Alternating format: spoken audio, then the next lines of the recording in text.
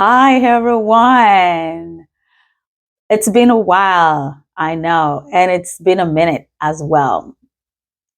So, it's been busy here and kind of overwhelming, but I'm happy to be back. So, if you're new here, I say welcome to Unlocking Minds on Autism, where we talk about everything autism and other developmental disabilities. So, on this very episode, I will be talking to you about resources that are available to parents of children living with autism. Now, this would depend on the state where you live. If you are outside the US, please make sure you check with your country what are the things or programs that are available to you. But if you are in the US, come closer. Yes. And also, I'll be talking about what pertains or what is applicable in the state where I live in. I'm currently in Jersey, but if you are outside New Jersey, please make sure that you do your due diligence and see which of these resources or programs that I'll be talking to you today, which is applicable in your state or which one is available in your state. I am sure if you cannot find the same, you will find something similar. Now, let's get started.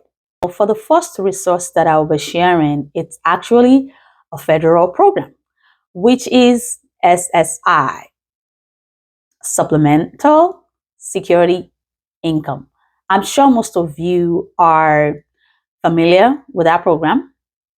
And this is provided by the Social Security Administration. Like I said, make sure you do your due diligence and you read about, some of the resources that I'll be talking to you. If you're a low income family and who do not have or do not make up to the amount that is required, as a family, then you might need some kind of SSI.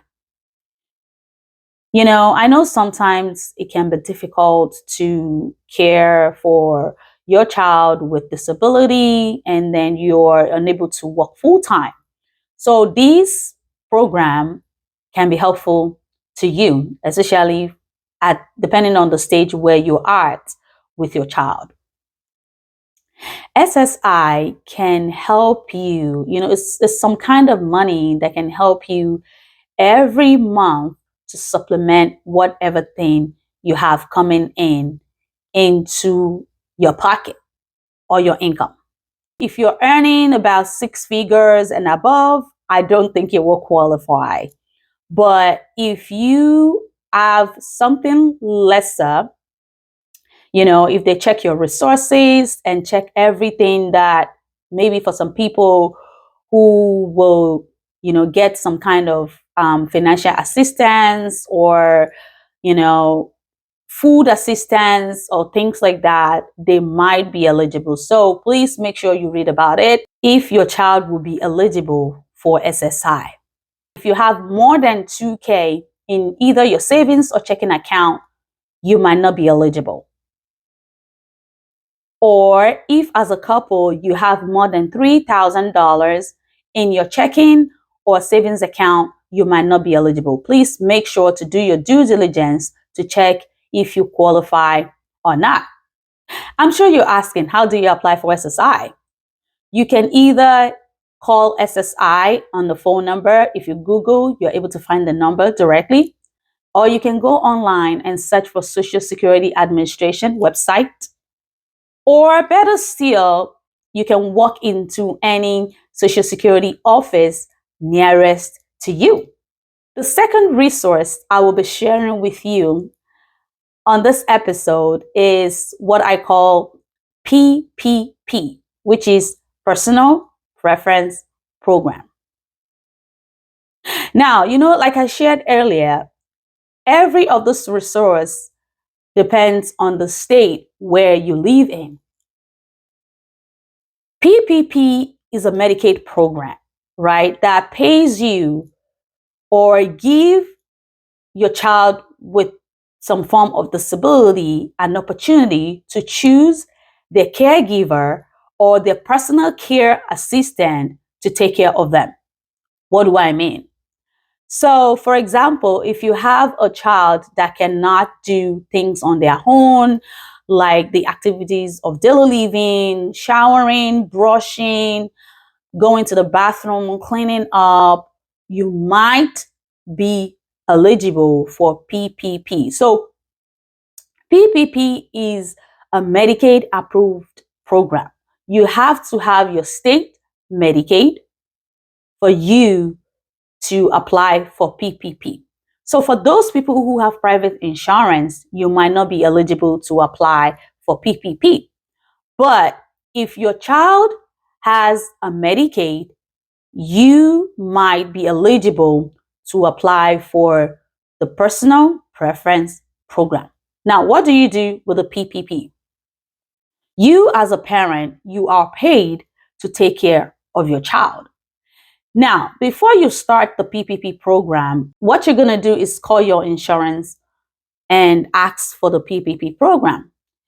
Now, they're going to have someone come into your home to do some kind of assessment and see what level or what are the things that your child will need help or support with.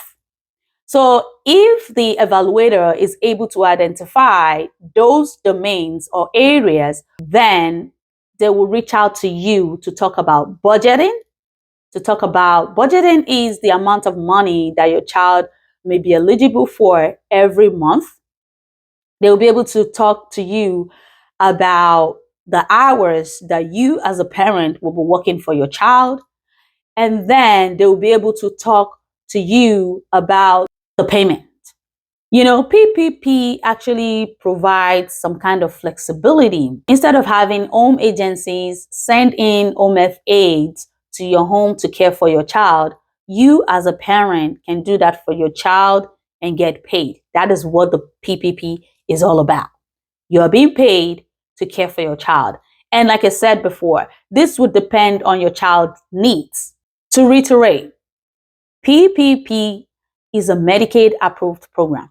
1, your child has to have some kind of Medicaid.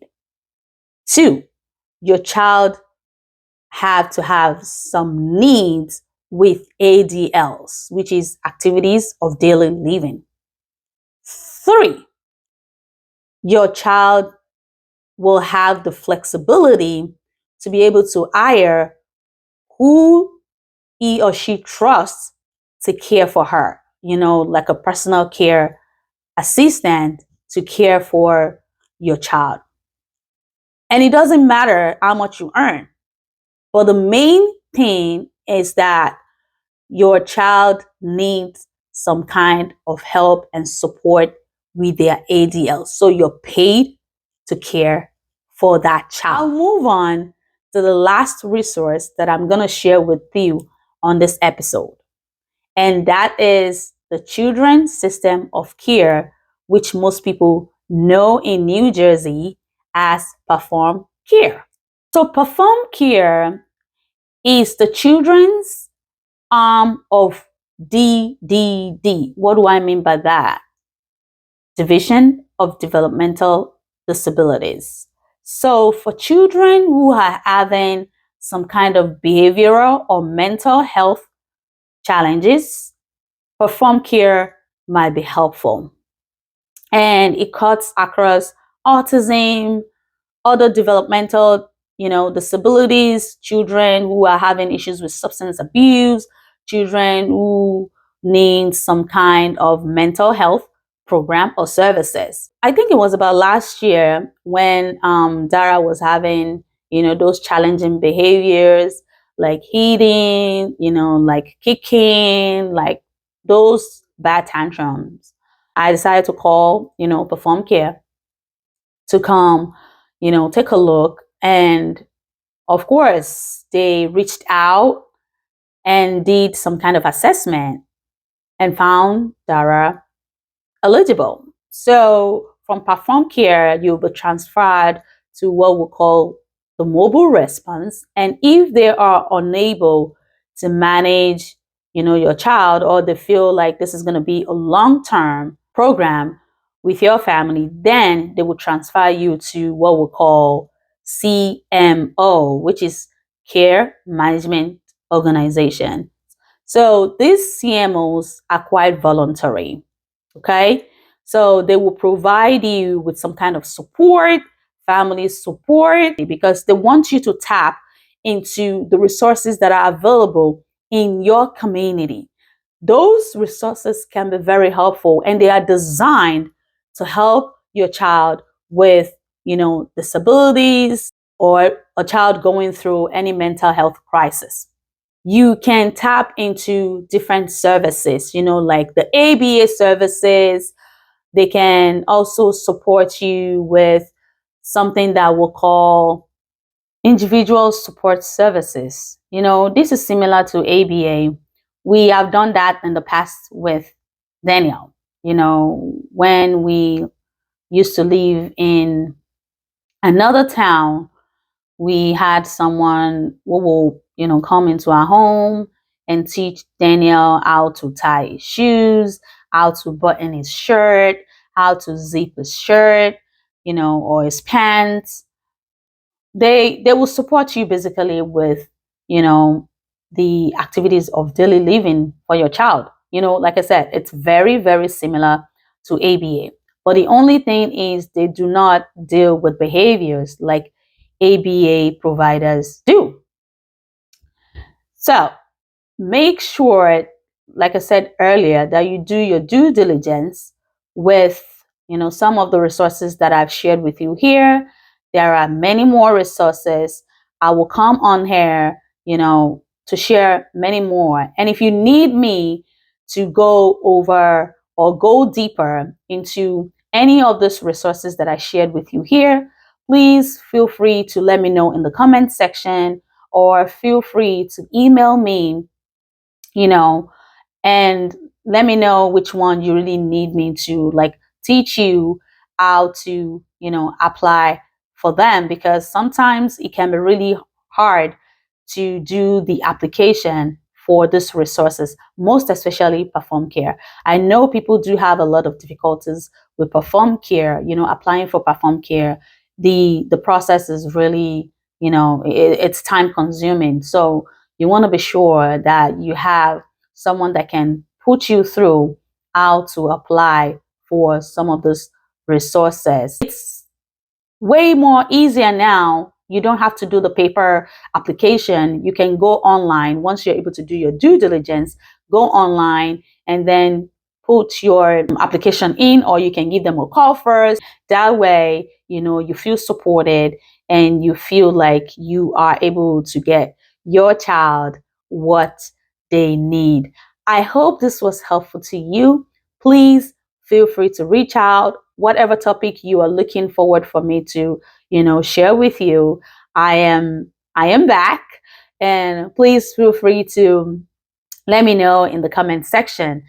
I hope you have a great day. I am praying for you, and I pray that all is well with you, your child, and your family. I will see you in my next episode. Please take care, and bye-bye.